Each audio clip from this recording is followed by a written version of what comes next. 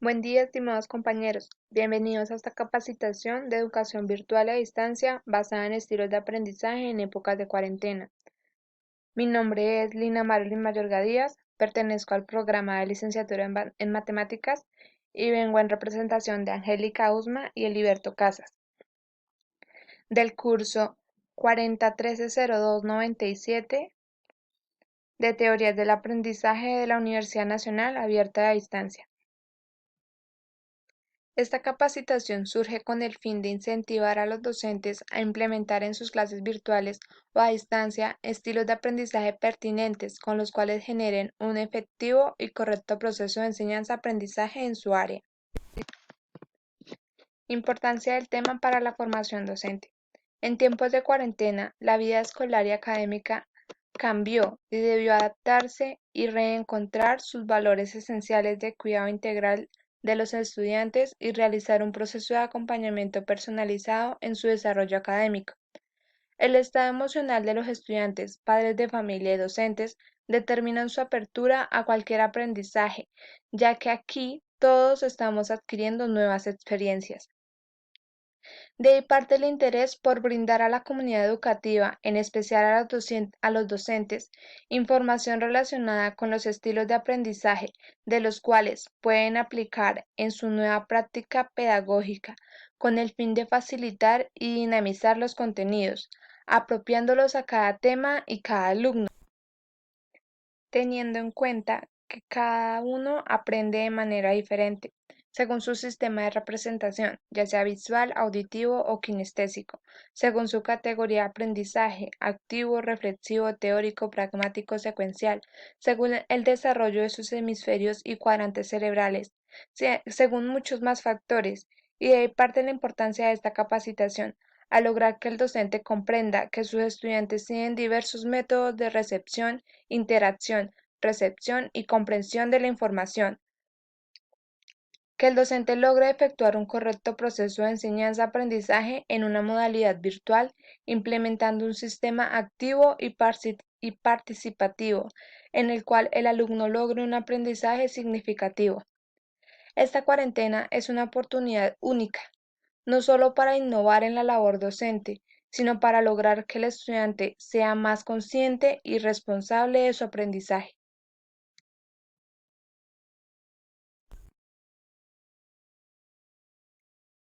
Relación entre estilos de aprendizaje y procesos de enseñanza. Existe una estrecha relación entre estos dos conceptos en la labor docente, ya que los procesos de enseñanza son los procedimientos que se llevan a cabo para transmitir los conocimientos, y los estilos de aprendizaje son indicadores para establecer cómo el alumno percibe, interactúa y responde al entorno del aprendizaje. En otras palabras, para que el proceso de enseñanza logre ser efectivo, se debe llevar a cabo mediante estilos de aprendizaje, con el fin de lograr un correcto procedimiento académico, teniendo en cuenta la manera en la que el alumno percibe, aprende o se le facilita entender. A algunos alumnos les será más fácil recordar las explicaciones que se escribieron en la pizarra. Otros podrían recordar mejor las palabras del profesor.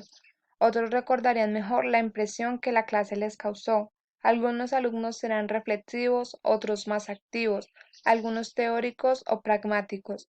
En el aula de clase nos podremos encontrar a todos estos alumnos. De ahí la importancia de relacionar los estilos de aprendizaje y el proceso de enseñanza, identificando el estilo de aprendizaje propio y el de los alumnos, con el fin de repartir las actividades equitativamente, apoyando e impulsando a cada alumno a lograr los objetivos del curso desempeñándose activamente dentro y fuera de su zona de confort, de su estilo de aprendizaje. Los distintos estilos de aprendizaje creados nos han permitido entender el comportamiento de los alumnos, la manera en la cual aprenden y por ende se han creado acciones eficaces para inculcar un aprendizaje significativo. A continuación hablaremos de 5 estilos de aprendizaje. Primero hablaremos del modelo Kolb, en el cual se establece que para aprender algo debemos procesar la información que recibimos, Para ello podemos partir de una experiencia directa y concreta que se relaciona con el alumno activo, o bien podemos partir de una experiencia abstracta, que es la que tenemos cuando alguien nos cuenta algo o leemos acerca de ello, es decir, no hay una experiencia directa. Por lo tanto, aquí se encuentra el alumno teórico.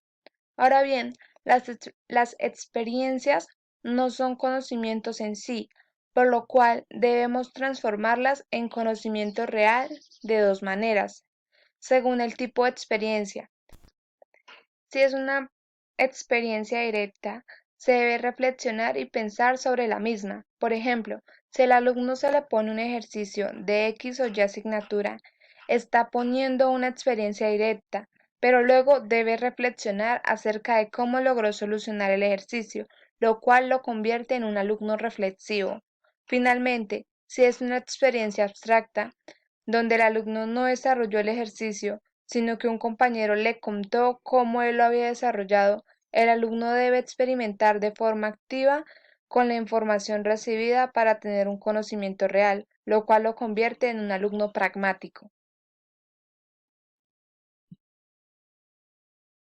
Aquí tenemos los cuatro tipos de alumnos que mencionaba anteriormente: activo, reflexivo, teórico y pragmático. En función del tipo de alumno que seamos, el mismo contenido nos resultará más fácil o más difícil de aprender según cómo sea presentado. Un aprendizaje óptimo requiere de las cuatro fases. Por lo tanto, las actividades que hagamos en la clase deben abarcar estos cuatro tipos de alumno que propone Cole, de manera que cada estudiante se sienta cómodo en el estilo de aprendizaje que posee y trabaje en aquellas áreas que no le sean tan cómodas con el fin de obtener un conocimiento completo. En este punto me gustaría compartirles unas actividades para cada tipo de alumno o cada fase. En el estilo activo funcionan las actividades participativas. En general, todas las actividades que supongan un proyecto y permitan obtener algo concreto. Por ejemplo, en esta época de cuarentena se les puede dejar un cuestionario acerca de los hábitos de su familia y se premia con las mejores calificaciones a los 5 primeros alumnos que envíen sus cuestionarios resueltos con las respuestas más creativas. En el estilo reflexivo, se les debe permitir a los alumnos pensar acerca de lo que están haciendo. Por ejemplo, una autoevaluación que contenga preguntas como: ¿qué aprendiste durante esta asignatura? ¿Qué aspectos positivos y negativos destacarías de los trabajos realizados? Etcétera. Al igual que hablar con el docente acerca de estas preguntas, usando herramientas que nos permitan mantener una conversación a distancia. En el estilo teórico funcionan las actividades en las cuales el alumno debe deducir reglas o modelos conceptuales. Por ejemplo, dejar una tabla con verbos regulares conjugados en pretérito en inglés y preguntarles cuál es la regla general que manejan estos verbos.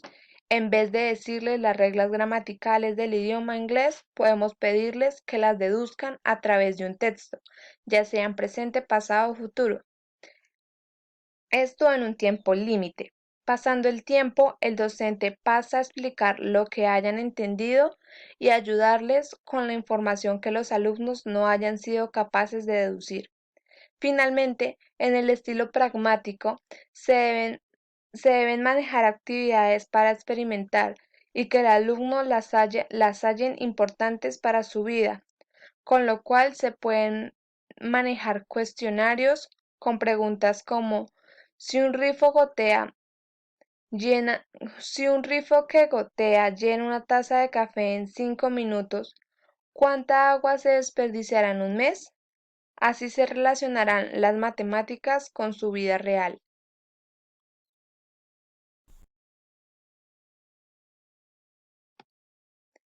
Modelo de Felder y Silberman. Este modelo considera cuatro categorías: activo, reflexivo, sensorial intuitivo, visual verbal y secuencial global. Al alumno visual y verbal le convienen actividades expuestas con diagramas. Al alumno activo le funciona trabajar en grupos y discutiendo la información. Por el contrario, Los alumnos reflexivos prefieren aprender meditando, pensando y trabajando solos, como mencionaba anteriormente. El sensorial prefiere trabajos de laboratorio, ya que memoriza mejor cuando experimenta. Los intuitivos aborrecen la repetición, puesto que son muy innovadores, así que siempre se deben trabajar actividades que les rete, por ejemplo, ejercicios de matemáticas. Luego está el secuencial, al que le gusta que todo tenga un orden y que las temáticas vayan ascendiendo de dificultad a medida que se trabajan. Y luego tenemos a los globales, que pueden empezar con lo difícil y terminar con lo fácil, ya que les gusta lanzarse a la acción sin importar qué tan complejo sea el problema.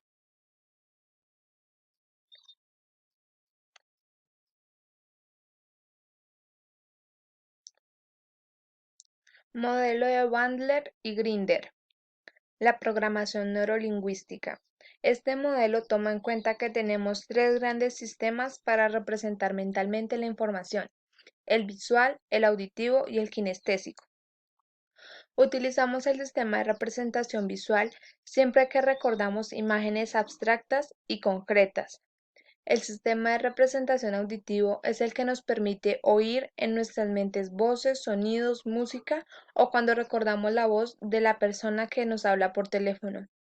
Por último, cuando recordamos el sabor de nuestra comida favorita o lo que sentimos al escuchar una canción, estamos utilizando el sistema de representación kinestésico.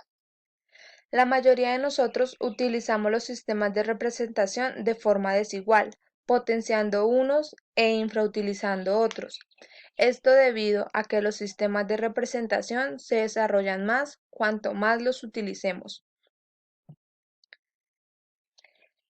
Características de cada uno de los tres sistemas. En el sistema de representación visual, los alumnos aprenden mejor cuando leen o ven la información de alguna manera.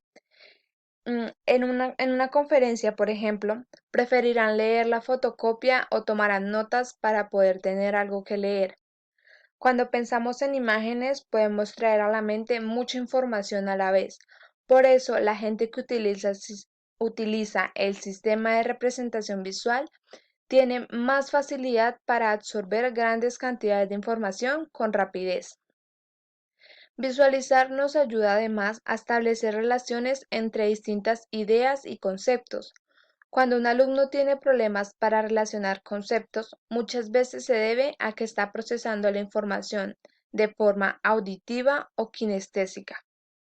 De igual manera, la capacidad de absorción y la capacidad de planificar están directamente relacionadas con la capacidad de visualizar. En el sistema de representación auditivo, cuando representamos utilizando el sistema de representación auditivo, lo hacemos de manera secuencial y ordenada. Los alumnos auditivos aprenden mejor cuando reciben las explicaciones oralmente y cuando pueden hablar y explicar esta información a otras personas. El sistema auditivo no permite relacionar conceptos o elaborar conceptos abstractos con la misma facilidad que el sistema visual y no es tan rápido, pero es sin embargo fundamental en el aprendizaje de los idiomas y naturalmente de la música. Utilizamos el sistema de representación kinestésico cuando procesamos la información asociándola a nuestras sensaciones y movimientos o a nuestro cuerpo. Utilizamos además este sistema naturalmente cuando aprendemos un deporte, pero también para muchas otras actividades. Aprender utilizando este sistema es lento, mucho más lento que cualquiera de los otros dos sistemas. El aprendizaje kinestésico también es profundo. Una vez que sabemos algo con nuestro cuerpo, que lo hemos aprendido con la memoria muscular, es muy difícil que se nos olvide. Los alumnos que utilizan preferentemente el sistema kinestésico necesitan, por lo tanto, más tiempo que los demás. Decimos que ellos son lentos, pero esa lentitud no tiene nada que ver con la falta de inteligencia, sino con su distinta manera de aprender. La implementación en el aula. puesto no todos los alumnos recordarán lo mismo. A algunos alumnos les será más fácil recordar las explicaciones que se escribieron en la pizarra, otros podrían recordar mejor las palabras del profesor y tendríamos otros alumnos que recordarían mejor la impresión que esa clase les causó. Por lo tanto, identificamos la importancia que tiene este modelo de estilo de aprendizaje en el aula de clase, ya que, teniendo el conocimiento sobre los sistemas de representación visual, auditivo y kinestésica, el docente podrá identificar cuál sistema de representación implementa él y sus alumnos, y con esto adaptará sus actividades con el fin de lograr un correcto proceso de enseñanza-aprendizaje. Este modelo en la educación virtual o a distancia podría generar un mejor proceso de enseñanza-aprendizaje en su área, ya que sabe los tres medios por los cuales sus estudiantes aprenden, por lo que pueden realizar el envío de un documento específico donde especifica los objetivos a cumplir junto con un video en el cual exponga los pasos a seguir y el objetivo a cumplir. Y por último, podría establecer un día de encuentro virtual para aclarar dudas o tener un encuentro con los estudiantes que se comuniquen con él oportunamente pidiendo explicación del tema. De esta manera lograría abarcar los tres sistemas representativos, el visual, el auditivo y el kinestésico, teniendo en cuenta que, por las cuestiones de cuarentena, los estudiantes no están en su zona de confort, teniendo un solo método de enseñanza. No es correcto solo enviar un video o solo enviar un documento escrito, ya que todos aprenden de maneras diferentes y se les debe facilitar algunos medios específicos para garantizar un correcto proceso de enseñanza-aprendizaje para todos.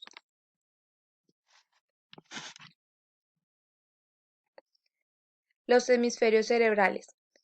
El cerebro es el órgano más importante de la estructura corporal del ser humano. Este está dividido por un surco de dos hemisferios que constituyen el 85% de su peso. Encontramos un hemisferio derecho, el cual controla los movimientos y reflejos de su lado opuesto, es decir, del lado derecho. Un hemisferio izquierdo, que controla los movimientos y reflejos del lado derecho. Las miles de millones de neuronas en los dos hemisferios están conectadas por un cuerpo calloso formado por gran cantidad de nervios. Los hemisferios permiten que el ser humano realice procesos de raciocinio, lo que lo diferencia de otros seres vivos. El hemisferio izquierdo del cerebro tiene como actividad principal el reconocimiento de detalles, como por ejemplo reconocer una cara específica en una multitud. También se piensa que el control del habla y el uso del lenguaje se localiza en este hemisferio. El hemisferio derecho del cerebro tiene como actividad principal las generalidades como la posición relativa de objetos en el espacio, las habilidades artísticas y musicales.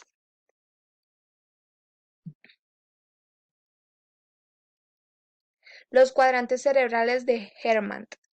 E- Estos nos permiten explicar el proceso de pensamiento y creación con el propósito de analizar cómo creamos, aprendemos y vivimos en el mundo. Hermann dividió cada hemisferio en dos partes iguales.